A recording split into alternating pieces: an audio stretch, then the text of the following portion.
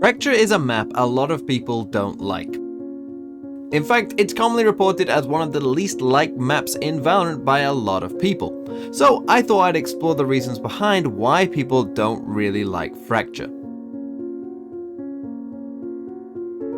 Let's start with something pretty basic. Fracture is a rather unique map and it was designed that way, with defenders spawning in the middle of the map and attackers having access to both the north and south side to begin with. The attackers are allowed to potentially pinch on the defenders from the very beginning. Fracture's layout is wildly different to most other maps in TAC FPS games and takes a normal 3 or 4 lane map design, gives it a massive dose of acid and turns it into a nice kumbaya circle instead. This unique and quirky design gives the first point of why people wouldn't like this map: familiarity bias. Familiarity bias is exactly what it says it is: people having a bias towards things that are more familiar, and not liking things that aren't. Fracture, given its weird, it's not a phase I swear design, fits solely into the camp of this thing is different. Different is bad, I like what I know, leave me alone. But it's not just familiarity bias that is causing such an issue for many people on this map. Because of Fracture's layout, it leads to gameplay which is also different from many of the other maps. In fact, this was probably a massive challenge for the developers to create this weird idea without making a completely unplayable mess. And in fact, looking at some of the earlier designs, I can only imagine it was a big mess. In this version of the map, there's loads of slightly different entrance points, ratty little positions to play, and even an extra zipline. Whilst parts of this might seem cool, I think it's very likely this kind of map would have been utterly unplayable, and we're probably lucky we ended up with a more simplistic version of the map overall. But even in the toned down version of the map, people still struggle to understand it. As I mentioned before, if defenders just sit snugly on the site, then eventually attackers will come from 2 different directions, leading to a situation where you can't look both ways and die from behind and scream at your teammates for not doing something. This actually played out for a while, even at the highest levels of the game, where games of Fracture were often dominated by the attacking side. However, after some time, people figured out that defenders had to be proactive on the map. They couldn't simply just wait for the other team to kill them from behind. They had to fight their way out and catch the attackers off guard instead. This greatly reduced the amount of rounds attackers won, and at this point in high-level play, Fracture is a map that is quite balanced between the attacking and defending side.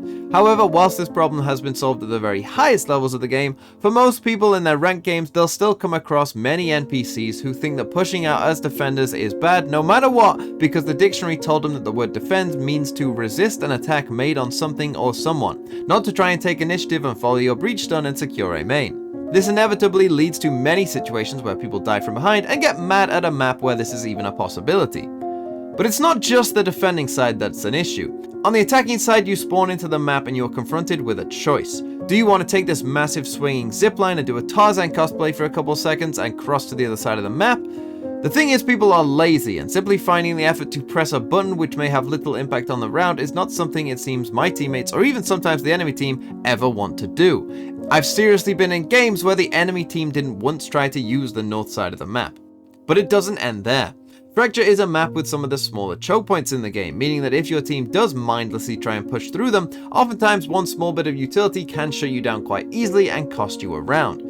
This has led to a pro meta on Fracture becoming quite fast-paced and often full of coordinated executes. In fact, looking at perhaps the best attacking Fracture team right now, DRX, their biggest strength versus everyone else is their unparalleled coordination and timing on some of their site executions, leading them to destroying 2 of the best teams in the world, FPX and Optic, on the attacking side of Fracture. The problem for you though is that you aren't DRX, and for certain your teammates aren't. Getting 5 ranked players in Valorant to have any semblance of coordination is almost unheard of, meaning that attacking this map can also sometimes feel like an impossible task. So then we have a map which isn't familiar and is impossible at times to both attack and defend on. It's no wonder that so many people don't like this map. And yet, for all the hate this map gets, I actually like it.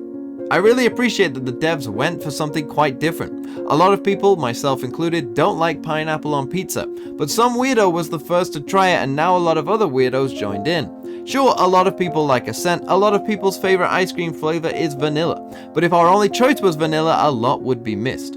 No other map is like Fracture, or really plays out like Fracture. It's different and it always will be.